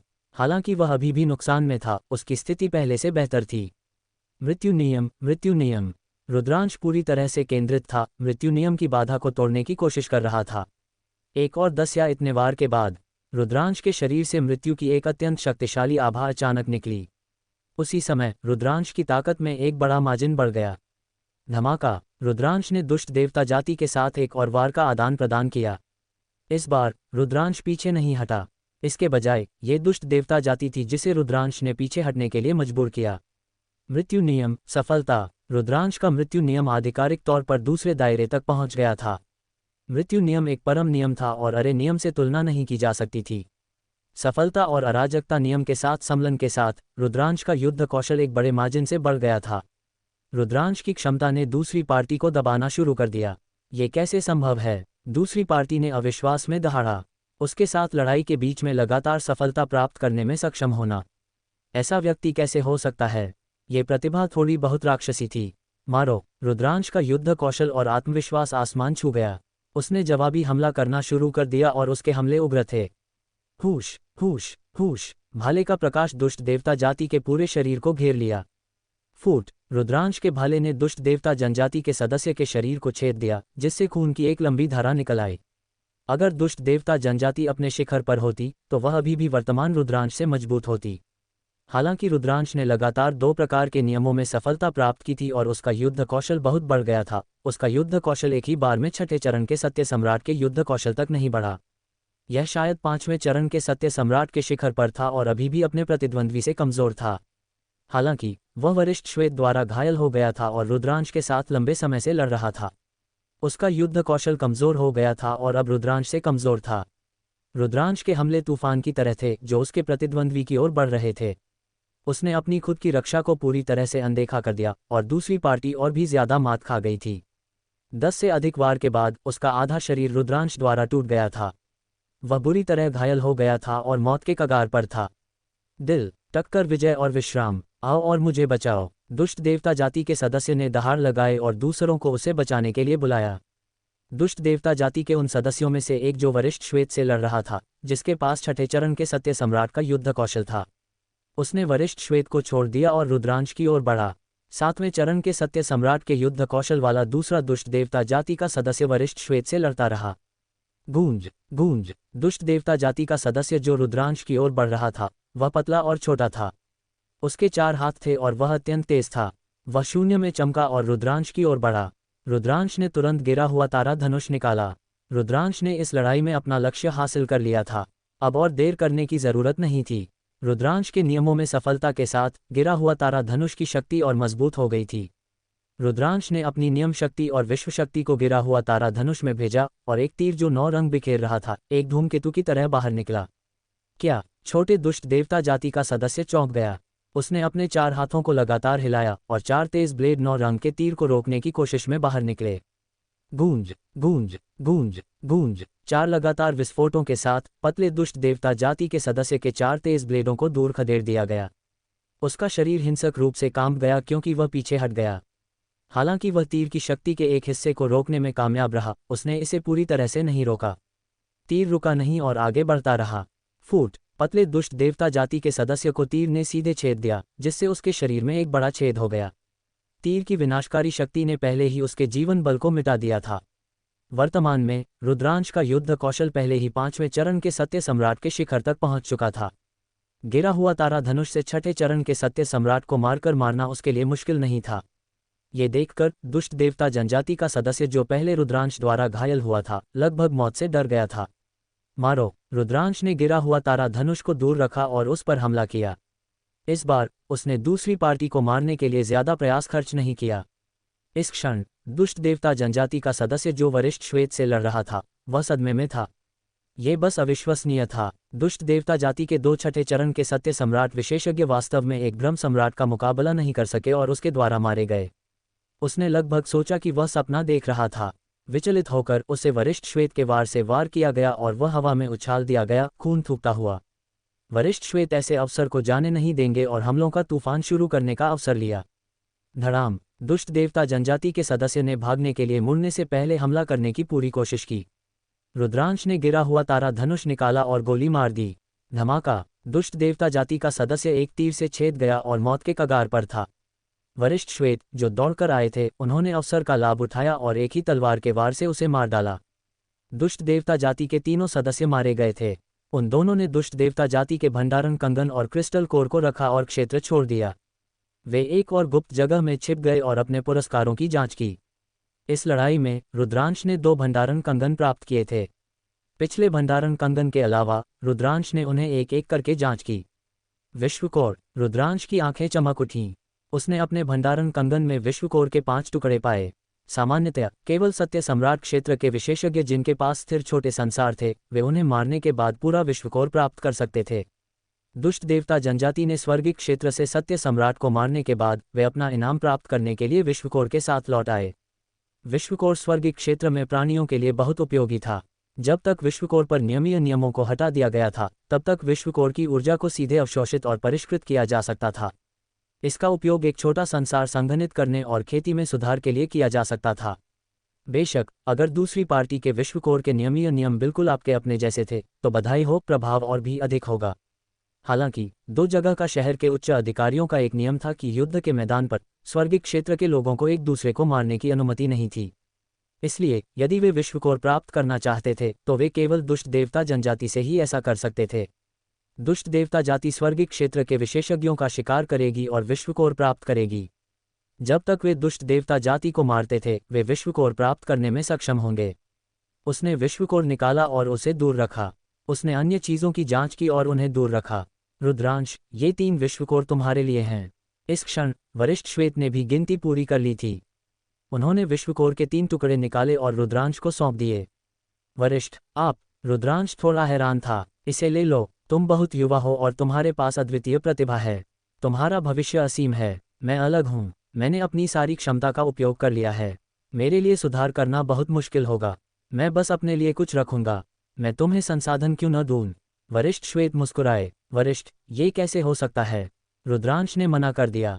इसे ले लो। मेरे पूर्वज हुनयुवान स्वर्गिक क्षेत्र से थे। जब हुनयुवान स्वर्गिक क्षेत्र पर विदेशी जातियों ने आक्रमण किया, तो मेरे पूर्वज ताइकिंग स्वर्ग क्षेत्र भाग गए। इतने सालों से गुप्त परिवार 2 जगह का शहर में विदेशी जातियों से लड़ रहा है। हमारे लगभग सभी पूर्वज लड़ाई में मर गए। मेरे जीवन का उद्देश्य विदेशी जातियों का शिकार करना है। हालांकि मेरी प्रतिभा के साथ मेरी उपलब्धियां सीमित हैं। मैं जितनी विदेशी जातियों को मार सकता हूं, वह भी सीमित है। भविष्य में मुझे अभी भी तुम्हारे जैसे अंतहीन क्षमता वाले प्रतिभाशाली पर निर्भर रहना होगा। इसे ले लो, वरिष्ठ श्वेत ने कहा। बूढ़े आदमी की ईमानदार और उम्मीद भरी आंखों को देखकर रुद्रांश मना नहीं कर सका और 3 विश्वकोर स्वीकार कर लिए। उसके बाद उन्होंने यहां घात लगाए। हालांकि यह अफसोस की बात थी कि उन्होंने लगातार 3 दिनों तक दुष्ट देवता जाति के एक भी सदस्य को नहीं देखा। रुद्रांश ने बस विश्वकोर का एक टुकड़ा निकाला और उसे परिष्कृत करना शुरू कर दिया। उमड़ती हुई ऊर्जा को परिष्कृत किया गया और रुद्रांश के छोटे संसार का एक हिस्सा बन गया। उसकी विश्वशक्ति तेजी से बढ़ रही थी। ये विश्वकोर निम्न स्तर के सत्य सम्राटों द्वारा छोड़े गए थे। उनकी ऊर्जा सीमित थी और रुद्रांश के लिए छलांग और सीमा से सुधार करना असंभव था। हालांकि उसके सुधार की गति बहुत चौंका देने वाली थी। रुद्रांश का खेती का स्तर तेजी से 5 सितारा ब्रह्म सम्राट चरण के शिखर की ओर बढ़ रहा था। अगले आधे महीने में रुद्रांश ने विश्वकोर के 5 टुकड़े परिष्कृत किए। उसकी खेती 5 सितारा ब्रह्म सम्राट चरण के शिखर तक पहुंच गई थी। पिछले आधे महीने से उनका दुष्ट देवता जाति के एक भी सदस्य से सामना नहीं हुआ था। उन दोनों ने इस जगह को छोड़ने और कहीं और घात लगाने की योजना बनाई। उन दोनों ने अपनी आभा को छिपाया और सावधानी से भागे। दुर्भाग्य से कुछ घंटों बाद दुष्ट देवता जनजाति ने उन पर घात लगा दिया। इस बार विरोधी बहुत शक्तिशाली थे। 3 सातवें चरण के सत्य सम्राट महारथी थे। रुद्रांश ने तुरंत गिरा हुआ तारा धनुष निकाला और उनमें से एक को मार डाला। अन्य 2 भाग गए। इस लड़ाई में वरिष्ठ श्वेत बुरी तरह घायल हो गए थे। उन्हें एक छिपी हुई जगह मिली और वरिष्ठ श्वेत ने खुद को ठीक किया। वरिष्ठ श्वेत की चोटें ठीक होने के बाद उन्होंने दुष्ट देवता जाति का शिकार करना जारी रखा। अगले दिनों में रुद्रांश सत्य सम्राटों के युद्ध के मैदान पर था। वरिष्ठ श्वेत के साथ मिलकर उन्होंने शिकार करना और शिकार होना जारी रखा। हर थोड़ी देर में उनका एक बड़ा युद्ध होता था। समय उड़ गया। रुद्रांश लगभग 2 साल से सत्य सम्राटों के युद्ध के मैदान में लड़ रहा था। पिछले 2 सालों में रुद्रांश ने 56 लड़ाइयों का अनुभव किया था।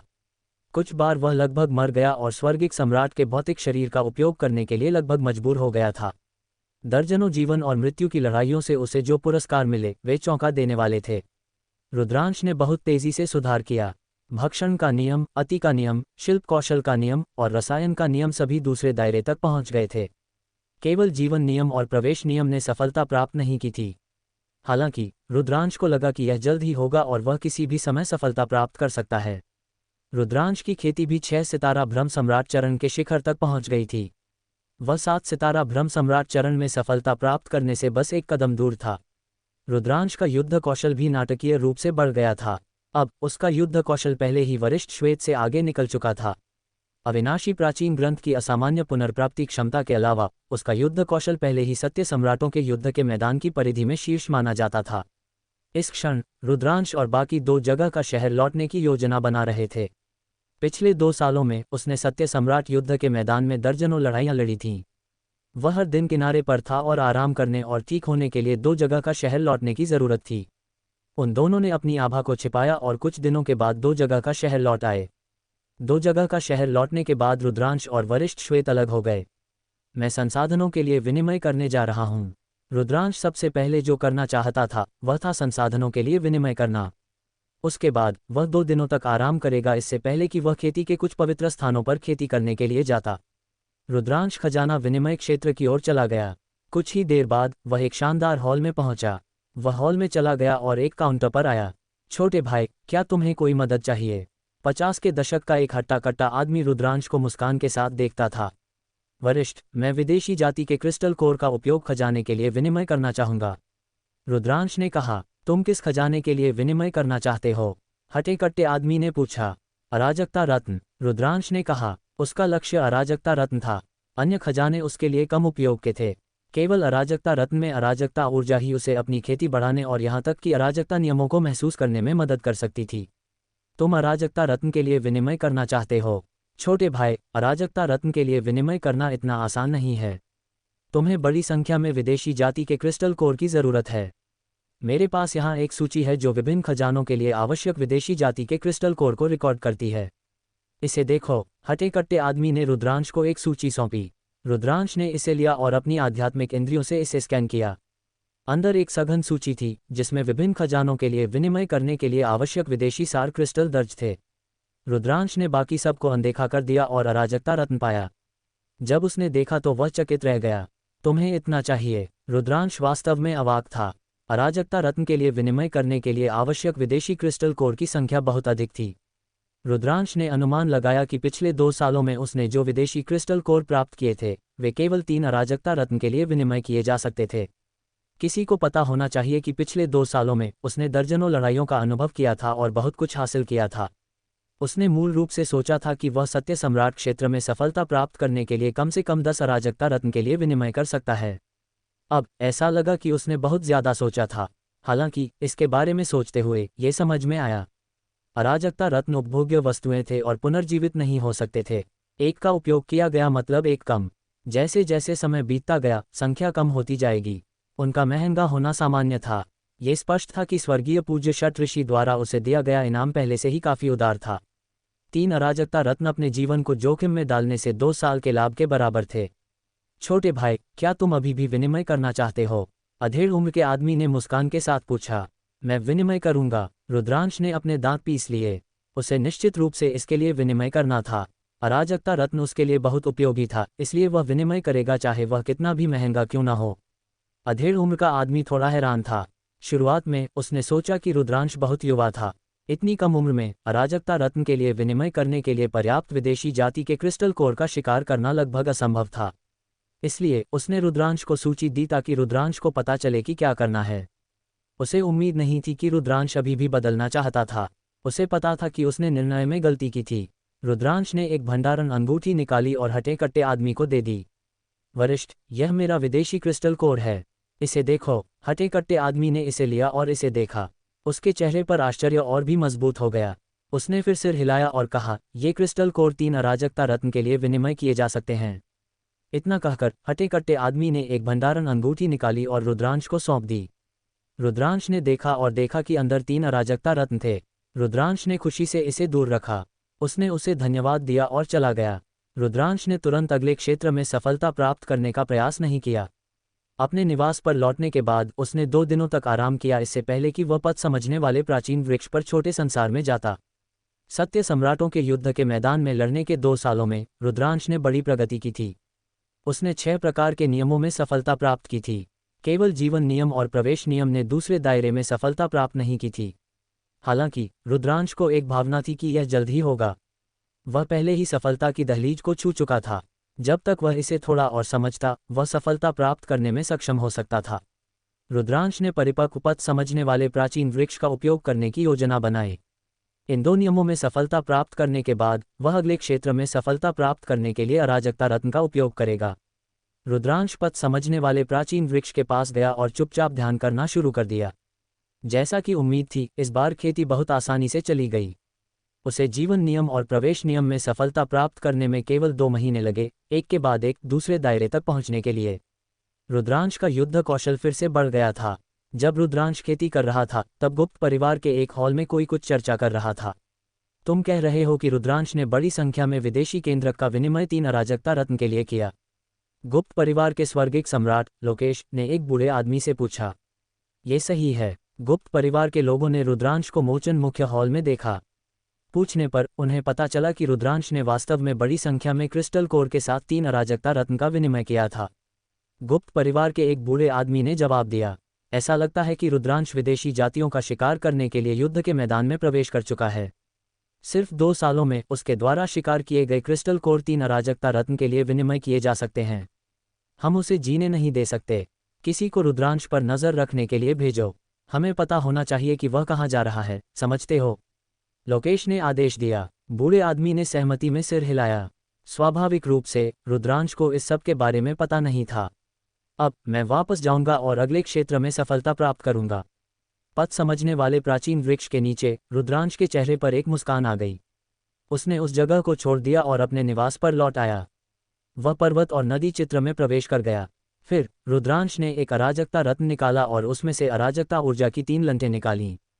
उसने अराजकता ऊर्जा को अपने मुंह में चूसा और उसे परिष्कृत करना शुरू कर दिया। पिछली बार उसने 3 अराजकता रत्न को परिष्कृत करने के लिए 1 महीने का उपयोग किया था। इस बार उसने 3 अराजकता रत्न और अराजकता ऊर्जा की 9 लटों को परिष्कृत करने के लिए केवल आधा महीने का उपयोग किया। धमाका, धमाका, धमाका। रुद्रांश का छोटा संसार एक भारी बदलाव से गुजरा और फैलना शुरू हो गया।